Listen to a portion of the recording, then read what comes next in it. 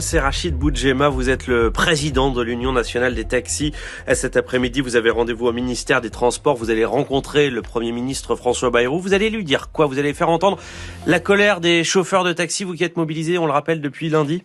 Tout à fait. Surtout le désarroi des taxis avec des mesures arbitraires, c'est de faire entendre justement de la voix de ces centaines de milliers de chauffeurs de taxi qui vont subir encore une nouvelle fois une mesure injuste et arbitraire. Alors justement, venons-en à vos revendications. Tout est parti de cette réforme mise en œuvre par l'assurance maladie. Elle veut appliquer de nouveaux tarifs à partir d'octobre prochain. L'objectif, c'est de réduire le coût des transports de patients assurés en partie par les taxis, ce qui peut s'entendre, on est d'accord. Absolument, on est tous partants pour faire en sorte de réaliser des économies. Mais ce qu'on n'accepte pas, c'est de faire payer justement cette économie ou de demander aux taxis de payer la facture des transports des personnes qui sont justement atteintes de pathologies lourdes. Je précise que les dépenses de transport sanitaire, c'est près de 7 milliards d'euros, dont 3 milliards pour vous, les taxis. C'est un chiffre qui est en hausse de 45% depuis 2019.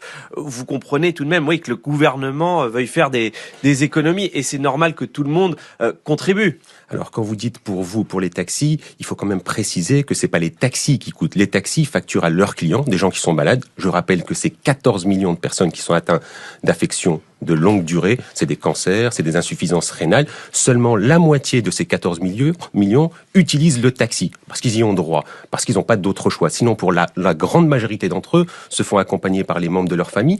Et qu'est-ce qu'on fait aujourd'hui? On fait culpabiliser ces personnes âgées qui, isolées, en leur disant... Surtout en milieu rural. Et en milieu rural, ce n'est que ça. Ce n'est que des affections de longue durée en leur disant, si vous pouvez trouver un autre moyen, écoutez, utilisez-le. C'est vraiment une méthode réactionnaire et qui nous inquiète. Et quand vous dites, c'est les taxis qui coûtent. Les taxis ne coûtent pas, encore une fois. Moi, je transporte des gens sur la base d'une prescription. Vous dites pas au pharmacien qui coûte quelque chose. Le pharmacien ne délivre pas des médicaments à tue-tête. Certains vous accusent de profiter d'une rente. Qu'est-ce que vous leur répondez, Rachid Boudjema? Alors, ce sont les mêmes qui, en général, ont bénéficié toute leur vie de rente, de ne serait-ce que par leur statut social. C'est les mêmes qui nous accusent, nous, qui sommes endettés sur 15, 20 ans, d'être des rentiers. Je veux dire, faut savoir utiliser les termes adéquats quand on parle de rente. C'est pas du tout ça, une rente. Alors, le patron de l'assurance maladie, lui, il assure que cette nouvelle tarification sera bénéfique pour tout le monde, que vous ne perdrez pas d'argent. Écoutez, si on perd pas d'argent, où est l'économie? Parce qu'en général, pour qu'il y ait une économie qui soit réalisée, à un moment donné, il faut renier quelque part. C'est le même qui se fait déposer tous les matins par un chauffeur qui pousse les gens les plus fragiles de notre société, atteints d'infections de longue durée, à un moment donné, essayer de quitter le transport et d'essayer de se débrouiller par leurs propres moyens. Je rappelle juste que dans les Hautes-Alpes, quand vous devez faire un soin lourd, chimiothérapie, radiothérapie, vous devez faire 200 km. Ou vous allez à Grenoble, ou vous allez à Marseille. Vous faites quoi de ces gens-là? Les gens atteints de pathologies psychiatriques. Mais c'est de tout ça qu'on est en train de parler. Mais vous arrivez à chiffrer les pertes de chiffre d'affaires? Aujourd'hui, c'est simple. Quand on vous dépose à un endroit, si ça coûte 10 euros, si vous revenez avec le taxi, la course, elle ne vous est pas facturée. Et c'est la plupart des transports qu'on fait. Ce qu'on vous demande aujourd'hui, c'est de dire, en plus du retour gratuit qu'on réalise déjà pour nos clients, il va falloir diviser par 2 cette facture. Mais c'est juste invivable. Vous ne pouvez pas demander au taxi de devoir supporter justement la facture des soins qui explosent. Pourquoi ils explosent? Parce qu'on a des gens qui sont de plus en plus malades et une population qui vieillit. C'est pas à nous de subir ce genre de méthode. Bon, mais le patron de l'assurance maladie promet aussi que le système sera en fait mieux optimisé, avec moins justement de trajets retour à vide, moins de temps d'attente dans les hôpitaux. C'est tout de même positif, ça. Écoutez, il peut dire ce qu'il veut, je vous mets au défi. Dans quelques années, vous allez voir que la facture va exploser davantage. Vous avez une population qui vieillit, ça lui coûte rien de dire ça. Parce que dans pas longtemps, il sera plus là et personne ne le rappellera en lui disant « Votre réforme, finalement, elle a coûté plus d'argent et elle n'a pas résolu le problème ».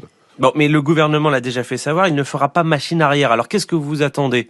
C'est vrai, vous avez raison, la porte-parole du gouvernement, elle a agi comme une pyromane. Avant même que le Premier ministre ne puisse s'exprimer sur le sujet, elle vient de dire circuler, de toute façon on changera rien du tout. Drôle de façon de commencer les négociations. Et qu'est-ce qui peut débloquer la situation? Si le Premier ministre à un moment donné se met autour de la table et fait des véritables propositions, essayez des mesures concrètes, avoir une planification. Demander un médiateur pour commencer, pour reprendre la discussion avec l'assurance maladie? C'est indispensable. Si on veut sortir justement de cette situation, il faut une politique sur la durée. À un moment donné, il faut de la visibilité. prévisibilité, planifier les choses. En France, on ne planifie plus rien. On fait des politiques. Des pistes concrètes ? On a au moins déjà des pistes sur les médiateurs qu'on pourrait avancer et on a des mesures à proposer, effectivement. On sait, il faut s'appuyer sur les gens du terrain. Dans chaque région, vous avez des spécialistes dans le taxi qui pourraient faire des propositions concrètes. Aujourd'hui, on s'appuie sur personne. Lesquelles ? Vous avez des technocrates à la CNAM qui ne savent même pas comment les choses fonctionnent. Quelles sont vos pistes à vous ?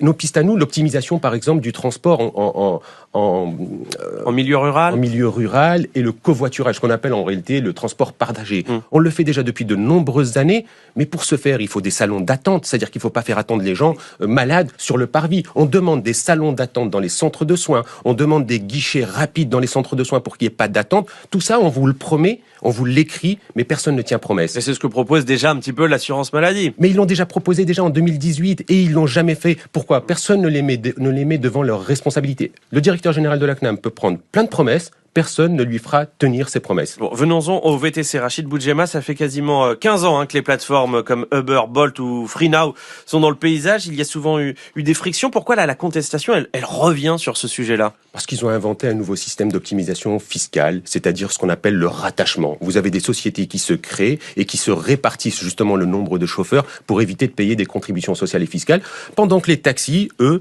se fadent la note justement de toute cette crise. À la fois, on nous demande de travailler gratuitement dans le cadre du transport de malades assis, et à la fois sur notre marché justement de la maraude, vous en avez d'autres qui optimisent, qui envoient tout cet argent dans les Delaware, dans les paradis fiscaux, tels que Uber.